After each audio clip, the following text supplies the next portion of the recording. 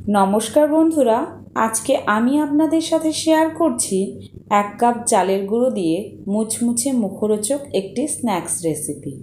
अल्प समये साधारण किछु उपकरण दिए यदि मुखरोचक किछु खेते मन चाय ताहले एई रेसिपिटी बानिये निते पारेन।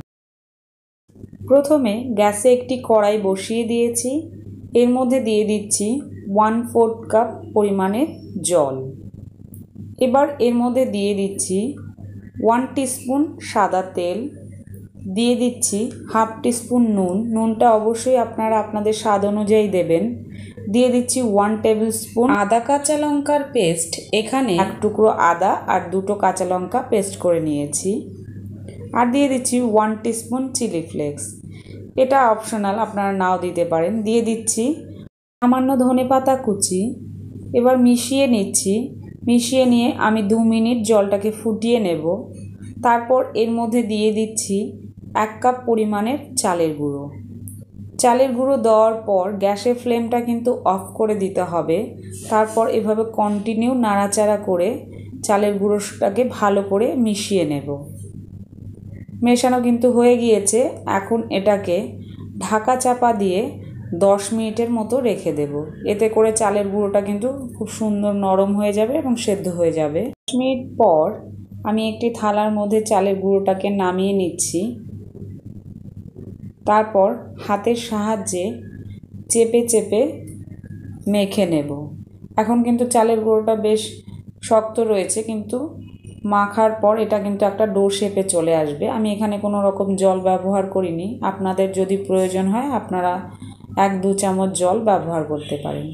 বেলা হয়ে গিয়েছে, এবার আমি বেলে নেব। তার জন্য একটু তেল লাগিয়ে নিচ্ছি। এবার ডোটার উপরেও একটু তেল লাগিয়ে দিচ্ছি। এখন এটাকে একটা রুটির মতো করে গোল করে বেলে নেব। রুটিটাকে কিন্তু খুব একটা পাতলা করে বেলবো না। এখানে আমার বেলা হয়ে গিয়েছে। এবার আমি এটাকে চৌকো করে কেটে নেব। তার জন্য একটা ছুরি নিয়ে নিয়েছি। তারপর এর 4 ধার আমি কেটে দিচ্ছি। ঠিক এইভাবে করে কেটে নিতে হবে। দেখুন,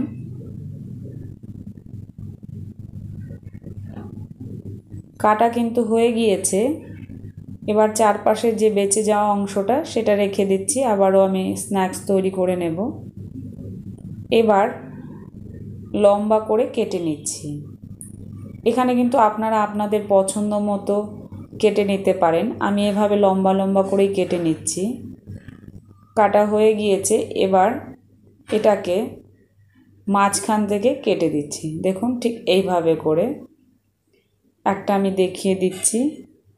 ঠিক এই রকম করে সবগুলো স্ন্যাক্স আমি তৈরি করে নিয়েছি। এবার এগুলোকে ভেজে নেব। ভাজার জন্য কড়াইতে তেল বসিয়ে দিয়েছি। তেলটাকে খুব ভালো করে গরম করে নেব। তারপর স্ন্যাক্সগুলো তেলের মধ্যে ছেড়ে দেব। একটা একটা করে স্ন্যাক্স কিন্তু তেলের মধ্যে ছাড়তে হবে, না হলে একসঙ্গে ছেড়ে দিলে একটার সঙ্গে আরেকটা লেগে যেতে পারে। আর খেয়াল রাখবেন, স্ন্যাক্সগুলোকে কিন্তু হাই ফ্লেমেই ভাজতে হবে, না হলে স্ন্যাক্সগুলো কিন্তু মুচমুচে হবে না। স্ন্যাক্সগুলো দেওয়ার পর আমি একটু নাড়িয়ে দিচ্ছি। এভাবে স্ন্যাক্সগুলোকে 5 মিনিট সময় নিয়ে আমি ভেজে নেব। আপনারা বাড়িতে এই স্ন্যাক্সের রেসিপিটা একবার বানিয়ে দেখবেন। এটি খেতে কিন্তু দারুণ মুচমুচে এবং খুবই টেস্টি হয়। বিকেলে চায়ের সঙ্গে কিন্তু একদম পারফেক্ট। দেখুন, এখানে কিন্তু স্ন্যাক্সগুলো আমার ভাজা হয়ে গিয়েছে। এবার এগুলোকে আমি তুলে নিচ্ছি।